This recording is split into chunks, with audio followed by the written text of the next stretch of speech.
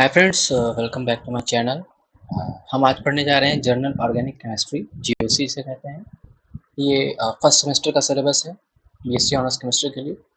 और इसमें हम पढ़ेंगे डिफरेंट डिफरेंट इलेक्ट्रॉनिक इफेक्ट, जैसे कि hyper conjugation, inductive effect, mesomeric effect, resonance effect, ये सारे इफेक्ट पढ़ेंगे।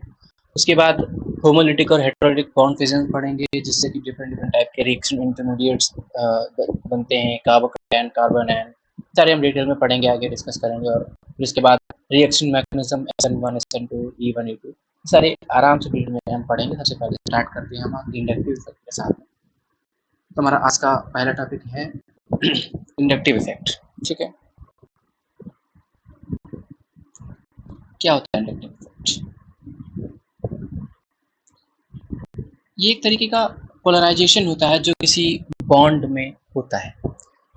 इसे हम ऐसे लिख सकते हैं, मैं आपके लिए लिख के दे देता हूँ। इंडक्टिव इफेक्ट मैं आपके लिए रीड कर देता हूँ। The inductive effect refers to the polarity produced in a molecule as a result of higher electronegativity of one atom compared to another atom। होता क्या है दरअसल,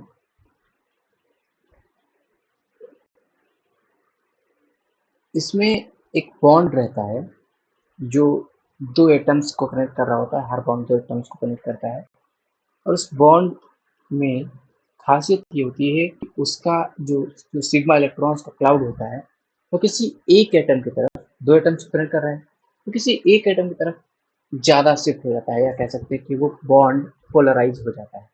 this is the inductive effect है।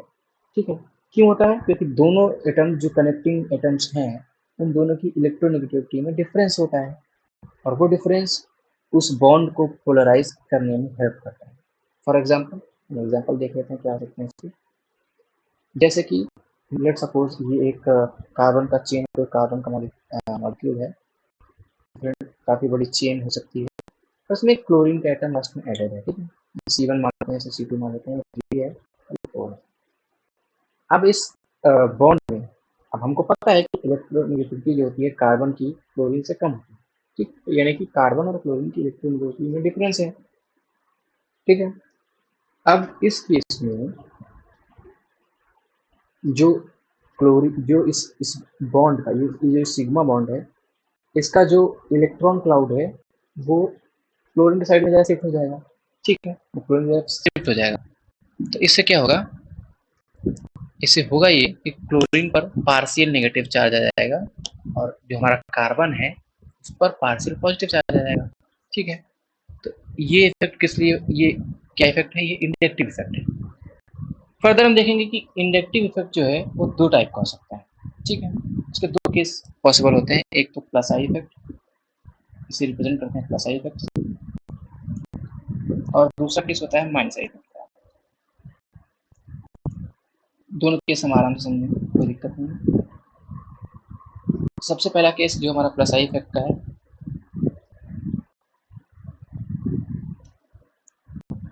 प्लस आई इफेक्ट में क्या होता है? ऐसे एटम्स और groups that loses electrons toward a carbon atom are said to have a plus I effect. These groups are called electron releasing. मैं आपके लिए यहाँ पे लिख देता हूँ, atoms or groups that loses electron electrons toward a carbon atom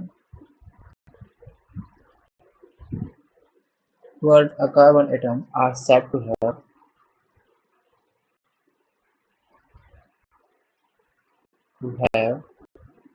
plus I effect। ठीक है, plus I effect। these are called these groups are called electron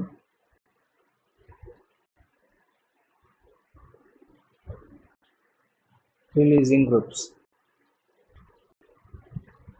आपने कई बार सुना होगा शायद रिएक्शंस के लिए डिफरेंट डिफरेंट सब्सटेंस के लिए हम ये वर्ड यूज़ करते हैं कि ये इलेक्ट्रॉन रिलीजिंग ग्रुप है या एक ये इलेक्ट्रॉन विड्रॉइंग ग्रुप है। तो वो यहीं से ही कंसेप्ट उसका आता है कि अगर वो कार्बन के टुवर्ड्स वो कार्बन एटम की तरफ इलेक्ट्रॉन्स को लूज कर सकता है, that is electron releasing group. चलिए देखते हैं आपके लिए ये वाला। इसका क्या होगा, if atoms or groups that drive electron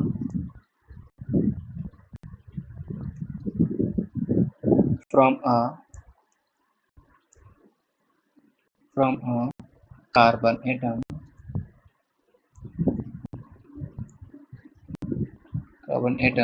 are said to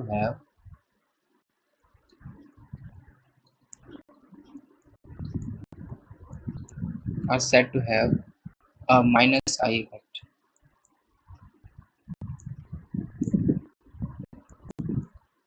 ठीक है, these groups are called electron donating. These groups are called electron donating. ठीक है, अब आपने देख लिया कि इलेक्ट्रॉन प्लस आई इफेक्ट क्या है, माइनस आई इफेक्ट क्या है। प्लस आई इफेक्ट में जो एटम्स और ग्रुप्स, जैसे कि यहाँ पे क्लोरीन है, तो क्लोरीन का जो इफेक्ट है वो कैसा इफेक्ट है, आप अगर डेफिनेशन आपको क्लियर हो गई है तो आप समझ सकते हो कि ये कार्बन से इलेक्ट्रॉन्स को अपनी तरफ खींच रहा है। भाई कार्बन का इलेक्ट्रॉन क्लाउड, ये जो इलेक्ट्रॉन क्लाउड इस बॉन्ड का था, सिग्मा बॉन्ड का जो इलेक्ट्रॉन क्लाउड था, वो क्लोरीन की तरफ खींच चुका है। इसलिए तो क्लोरीन पे पार्शियल नेगेटिव चार्ज आ गया और कार्बन पे पार्शियल पॉजिटिव चार्ज। तो इसका मतलब ये कौन सा इफेक्ट दिखा रहा है, यहाँ पे माइनस आई का इफेक्ट होगा। ठीक है, ये हमने देख लिया। तो इस हिसाब से हमको ये क्लियर हो गया कि प्लस आई इफेक्ट और माइनस आई इफेक्ट किस तरीके से शो होंगे। ठीक है, अगला जो उसका एक फीचर है इंडक्टिव इफेक्ट का, वो ये होता है कि this effect is not confined to the polarization of one bond. अभी हमने देखा ऊपर जो हमने सीरीज बनाई थी, मैं आपको फिर से यहाँ पे बना देता हूँ। ठीक है, हमने देखा कि ये जो सीरीज थी, ये टर्म्स कनेक्टेड थे Cl। ठीक है, अब ये बॉन्ड जो था, क्योंकि इनकी इस वाले कार्बन की ये C1 है, ये C2 है, ये C3 है, C4। अभी क्या है, इस कार्बन की जो इलेक्ट्रोनेगेटिविटी है उस क्लोरीन के एटम से कम है, इसलिए इलेक्ट्रॉन ये बॉन्ड शिफ्ट हो गया था। यहाँ पे पार्शियल नेगेटिव चार्ज, यहाँ पर पार्शियल पॉजिटिव चार्ज आ गया था, तो ये बॉन्ड शिफ्ट हो गया था, ये इलेक्ट्रॉन क्लाउड क्लोरीन की तरफ शिफ्ट हो गया था। पर इंडक्टिव इफेक्ट क्या करता है, it is not confined to the polarization of one bond, it is transmitted along a chain of carbon atoms, although it tends to be insignificant beyond the second bond। But फिर भी ये क्या करता है, ये यहाँ से भी इलेक्ट्रॉन्स को खींचने का ट्राई करता है। अभी इसने C1 से तो खींचा ही है, पर ये C2 से भी इलेक्ट्रॉन्स खींचने का ट्राई करता है और यहाँ पर भी पार्शियल पॉजिटिव चार्ज जनरेशन करता है। ऐसे ही ये C3 से भी बॉन्ड खींचने का ट्राई करता है और यहाँ पर भी पार्शियल पॉजिटिव चार्ज जनरेट करता है। ऐसे ये C4 से भी ट्राई करता है, बट जितना ही हम सीरीज में पीछे चले जाते हैं उतना ही ये वीक होता चला जाता है, उतना ही ये, इसका मतलब वीक होने का मतलब है कि उतना ही ये कम इलेक्ट्रॉन्स को अट्रैक्ट कर पाता है। पर फिर भी it is transmitted along the carbon chain, the whole carbon chain it connected with. Okay, तो इसका ये फीचर है, मैं यहाँ पे एक रिमार्क बना के लिख दे रहा हूँ कि दिस इफेक्ट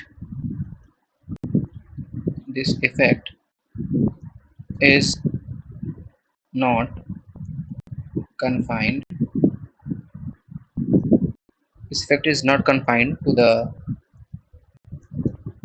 polarization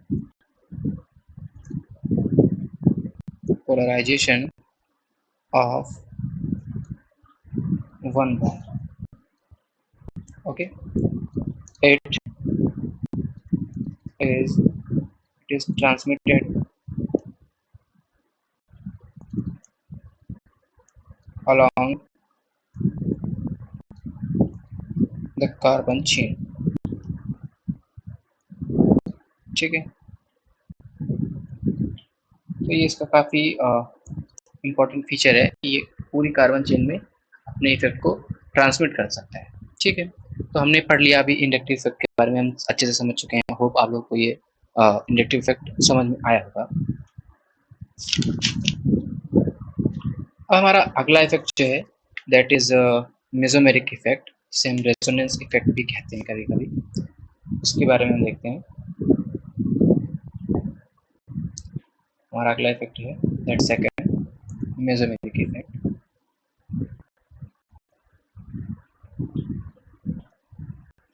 ये है मेसोमेरिक इफेक्ट, इसे रेजोनेंस इफेक्ट भी कहते हैं।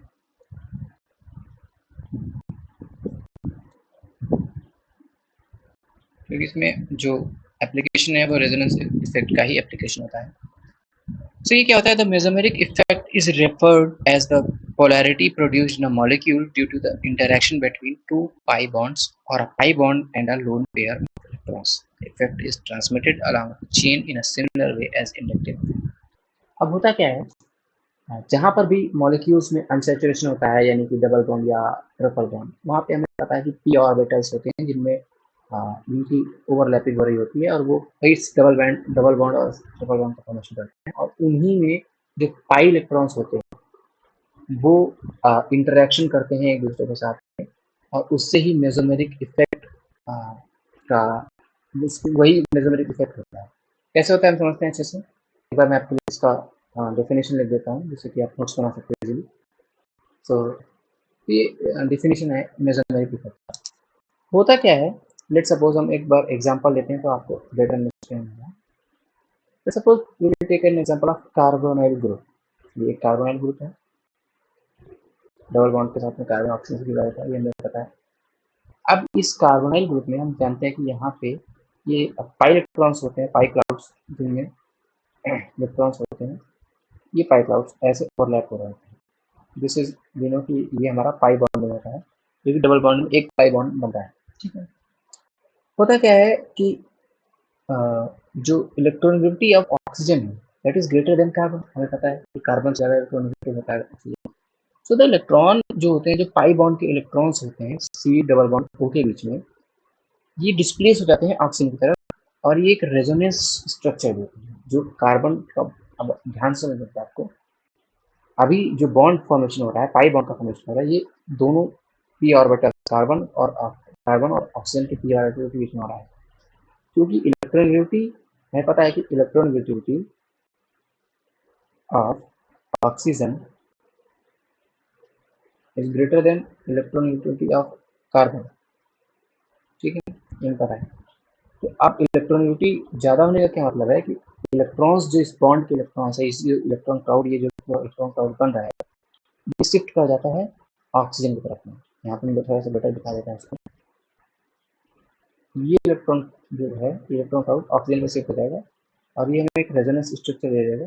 This is our resonance structure. ये हमारा एक नया रेजोनेंस स्ट्रक्चर बन जाएगा। यहाँ पे नेगेटिव चार्ज और लोन पेयर आ जाएगा, और यहाँ पे पॉजिटिव चार्ज आ जाएगा। तो ये हमारा एक रेजोनेंस स्ट्रक्चर हो जाएगा। ये मेसोमेरिक इफेक्ट की वजह से ही होता है। ठीक है, तो ऐसे ही डिफरेंट डिफरेंट एग्जांपल्स हम दे सकते हैं। सो एक एग्जांपल आता है कि if the carbonyl group is conjugated with a carbon carbon double bond, the above polarization will be transmitted further by the pi electrons. अगर ऐसा कोई मॉलिक्यूल है जिसमें कार्बन कार्बन डबल बॉन्ड्स हैं, और वो इस कार्बोनाइल ग्रुप के साथ अटैच्ड है, और वो कंजुगेशन में है, तो ये mesomeric effect along the chain, जैसे कि अभी हमने देखा था इंडक्टिव इफेक्ट में, वहाँ पर जो क्या था कि जो क्लोरीन एटम था वो पीछे के इलेक्ट्रॉन्स, जिस कार्बन से वो जुड़ा है उससे तो खींच नहीं रहा था इलेक्ट्रॉन्स, और पीछे वाले इलेक्ट्रॉन्स के पीछे वाले कार्बन से भी वो खींच रहा था, ट्रांसमिट कर रहा था। ठीक है, ऐसे ही सिमिलर इस केस में भी होता है कि जो ये मेसोमेरिक इफेक्ट है, जो बॉन्ड को पोलराइज कर रहा है, जो बॉन्ड को पोलराइज कर रहा है, वो अगर कोई bond carbon carbon double bond इस बॉन्ड के कॉन्जुगेशन में आ रहा है, तो उस बॉन्ड को भी पोलराइज कर देगा। फॉर एग्जाम्पल हम देखते हैं, जैसे कि एक molecule CH3 CH double bond CH double bond.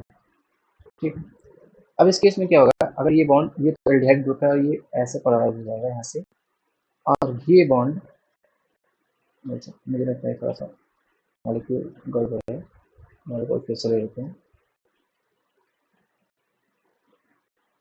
हमारा मॉलिक्यूल होगा CH3 CH double bond CH,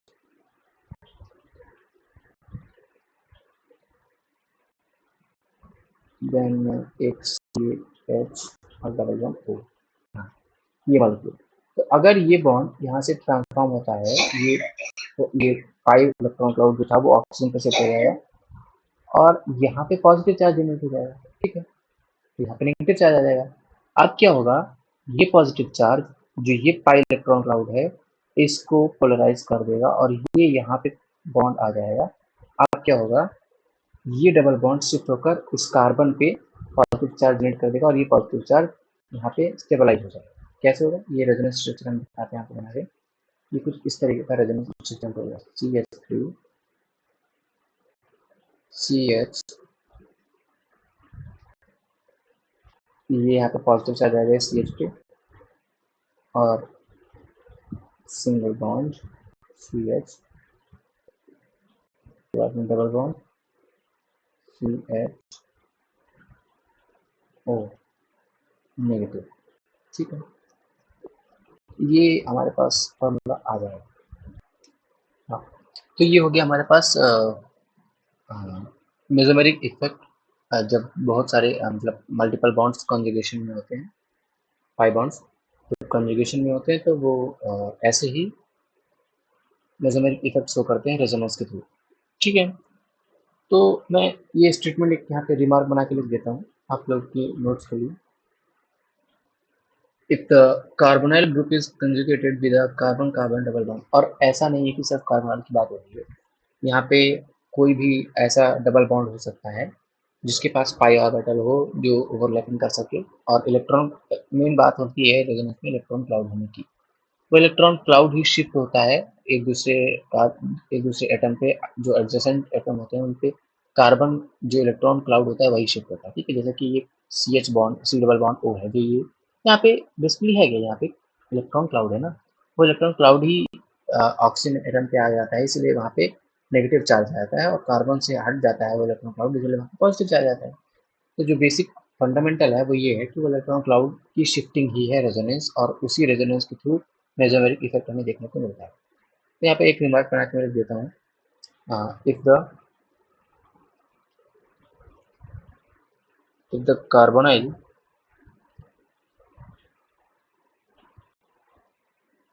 group is and conjugated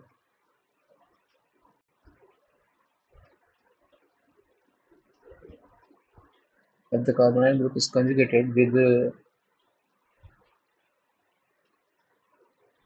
a carbon carbon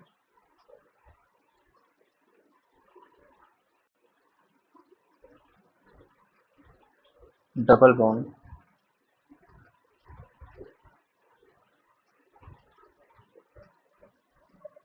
the above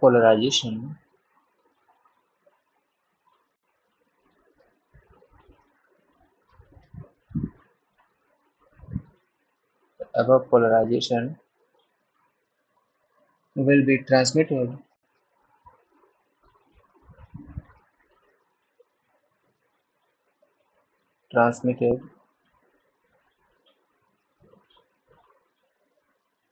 further via the pi electrons,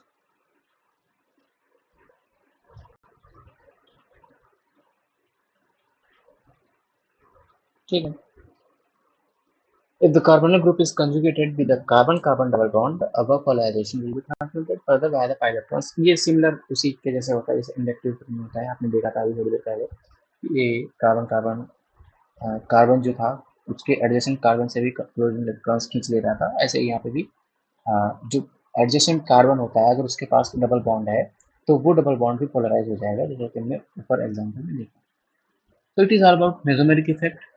hope आपको समझ में आया होगा ये वाला भी। अब हम नेक्स्ट इफेक्ट की तरफ बढ़ेंगे, दैट इज हाइपर कंजुगेशन। ठीक है, यू सी हाइपर कंजुगेशन। हम जानते हैं कि हाइपर कंजुगेशन जो होता है it is an permanent effect, मतलब ये परमानेंट इफेक्ट होता है जो सिग्मा जो सिग्मा बॉन्ड होता है किसी भी अल्काइल ग्रुप का, जो CH बॉन्ड होता है उससे रिलेटेड होता है। डिटेल में सारी डिस्कशन हम करेंगे भी। पहले मैं लिख देता हूँ यहाँ पे आपके नोट्स के लिए। सो it is a permanent effect in which localization of sigma bond of CH bond of an alkyl group directly attached to an atom of unsaturated system or to an atom with unshared p orbital takes place। ये क्या लिखा हुआ है मैं आपको समझाता हूँ एक एग्जांपल से। फॉर एग्जांपल हमारे पास एक ये मॉलिक्यूल है C,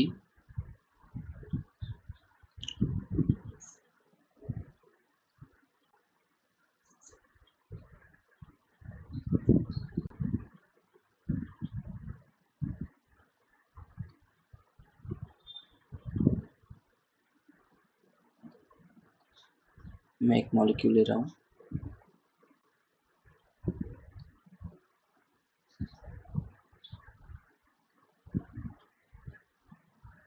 ये यहाँ से sp3 कार्बन है ये,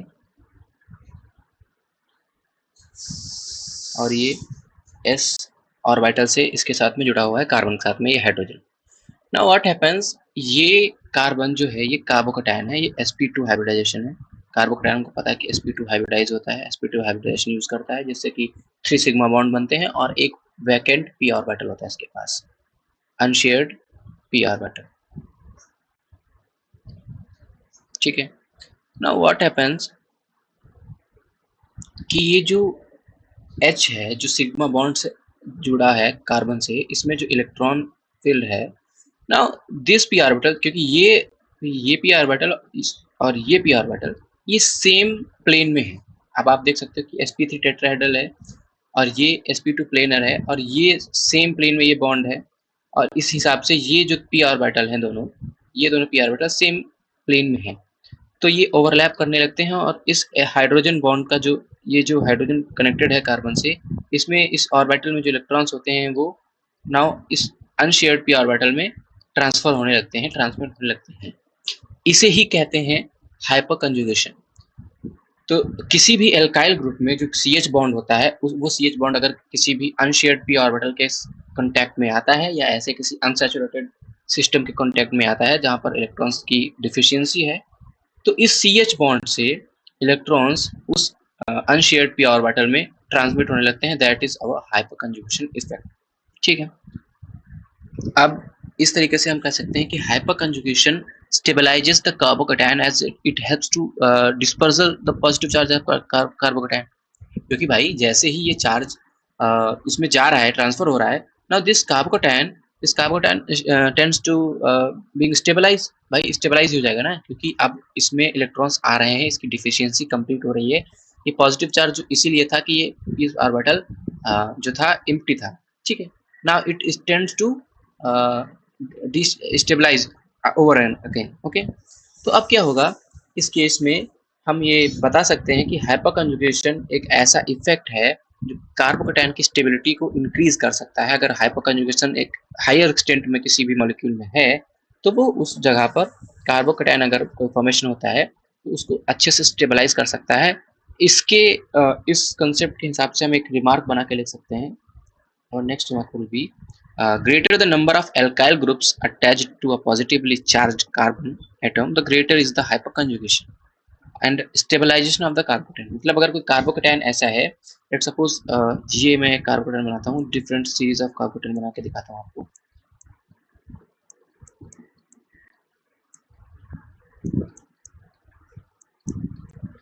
ये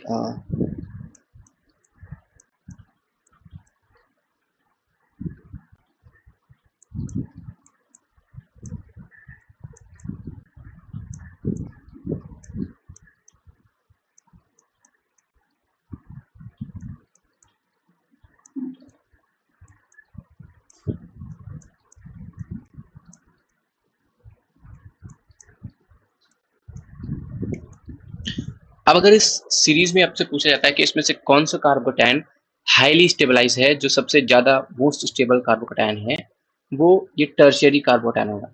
उसके बाद सेकेंडरी एंड देन प्राइमरी, और सबसे लीस्ट स्टेबल होगा ये कार्बोकैटायन। ठीक है, अब ऐसा क्यों है, इसको हम एक्सप्लेन कर सकते हैं, जो मैंने अभी आपको ऊपर समझाया है, दैट इज हाइपर कंजुगेशन। आप देख सकते हैं इस कार्बन के साथ, इस कार्बोकैटायन के साथ में 3 एल्काइल ग्रुप जुड़े हुए हैं, या कह सकते हैं 3 मेथाइल ग्रुप जुड़े हुए हैं, और हर मेथाइल ग्रुप का एक बॉन्ड इसके इस कार्बोकैटायन के साथ, जो इसमें अनशेयर्ड ऑर्बिटल है पी, उसके साथ प्लेन में होगा।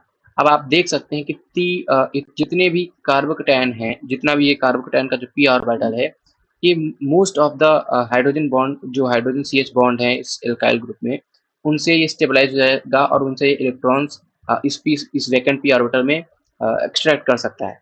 rather देन यहाँ पे सिर्फ 2 ही एल्काइल ग्रुप हैं, और उसके बाद यहाँ पे सिर्फ एक एल्काइल ग्रुप है, और यहाँ पर केवल 2 सिंगल, हमारे पास केवल एक ही बॉन्ड होगा जो इस कर सकता है।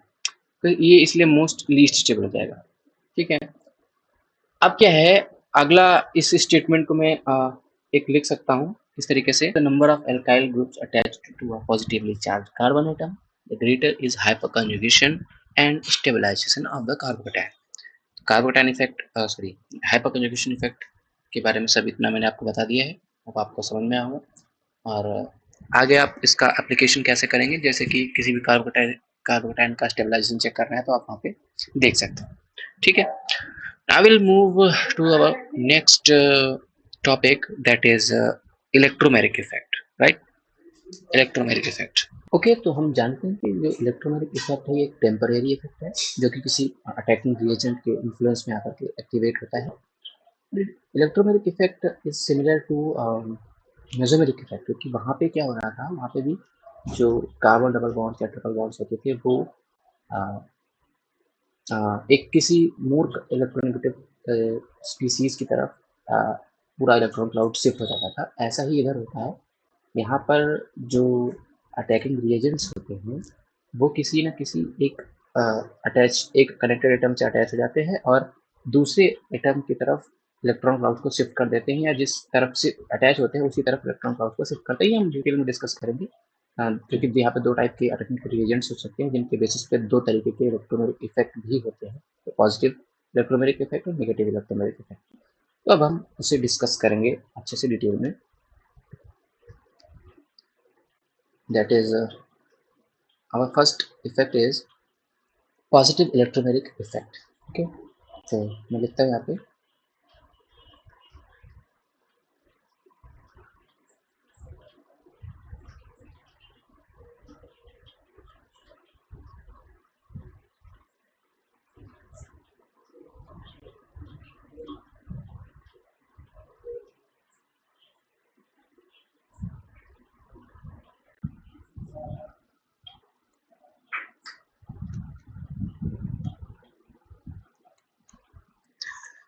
Okay, so it is defined as the transfer of pi electrons of the multiple bonds to the atom with which the reagents gets attached. ठीक है, तो इस तरीके से होता है। मैं लिख देता हूँ आपके लिए। तो पॉजिटिव इलेक्ट्रोमैग्नेटिक इफेक्ट में क्या होता है, इसमें जो अटैकिंग रिएजेंट होता है, सबसे पहली बात वो तो पॉजिटिव ही होता है, कैटायन होता है, और ये जिस जिस डबल बॉन्ड पे अटैक करता है, जिस डबल बॉन्डेड कार्बन के साथ में अटैच होता है, उसी के ऊपर पूरा इलेक्ट्रॉन क्लाउड पाई बॉन्ड का शिफ्ट होता है। फॉर एग्जाम्पल मैं आपको यहाँ पे बना के दिखाता हूँ अभी, जैसे कि एग्जाम्पल लेते हैं।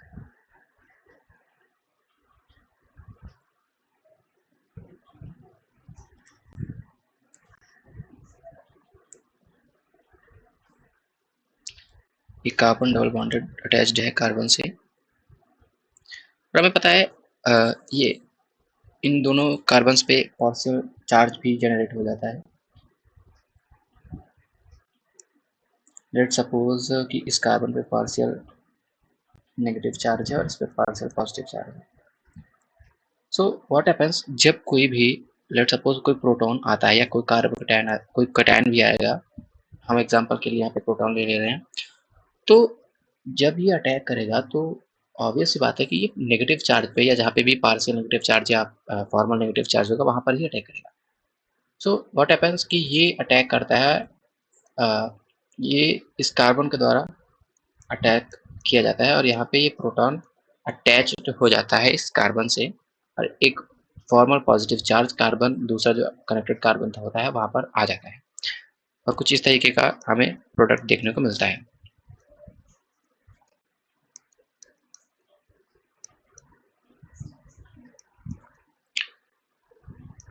ओके, सो ये था हमारा पॉजिटिव इलेक्ट्रोमैग्नेटिक इफेक्ट, जहाँ पर कार्बन कोई भी कैटायन आता है that will excite the double bond, जिसकी वजह से पार्शियल पॉजिटिव और पार्शियल नेगेटिव चार्ज जनरेट हो जाएगा and after that that partial negative charge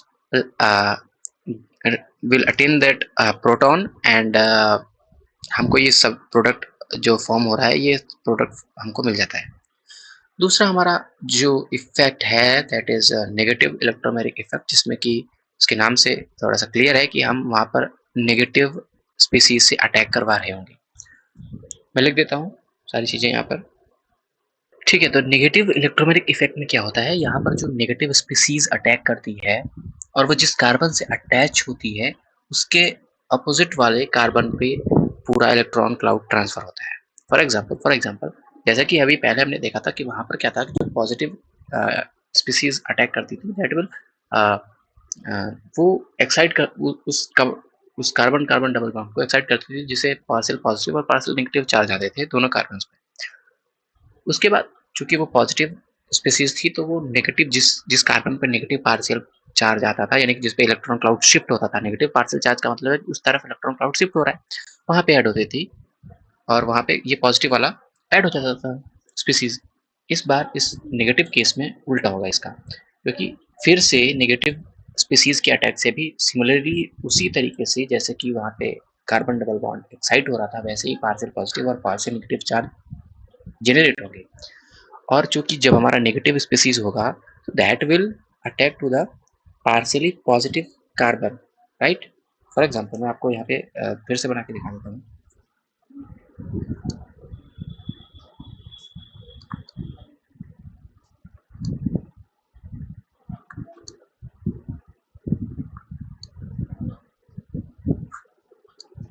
मान लिया नेगेटिव स्पीसीज के लिए हम साइनाइड आयन को ले लेते हैं। नाउ व्हाट हैपेंस, यहाँ पे पार्शियल पॉजिटिव चार्ज जनरेट हो रहा है अगर, और यहाँ पे पार्शियल नेगेटिव चार्ज जनरेट हो रहा है। Now this negative ion, this anion will attack to the partial positive carbon, right, and attach with this. So हमें क्या मिलेगा इस बार, हमें कुछ इस तरीके का प्रोडक्ट मिलेगा।